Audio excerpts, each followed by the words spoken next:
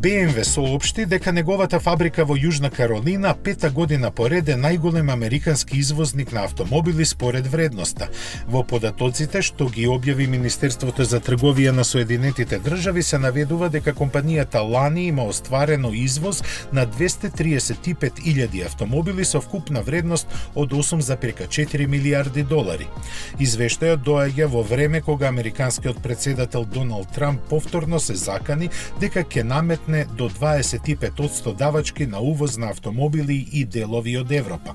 Со ова не се согласуваат ниту американските производители, кои предупредуваат дека зголемените трошоци би ги поскапеле автомобилите за неколку илјади долари. Според аналитичарите, примерот на BMW покажува дека слободниот проток на производи и капитал може да биде корисен за сите.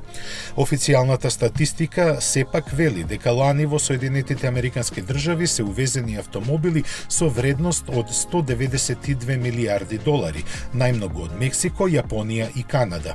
Истовремено извозот има достигнато 53 милијарди долари. Германците во својата фабрика во Спартенбург, вредна 2,2 милијарди долари, ги произведуваат моделите од X3 до X7. Таа вработува 11.000 луѓе и од неа лани излегува вкупно 357.000 автомобили.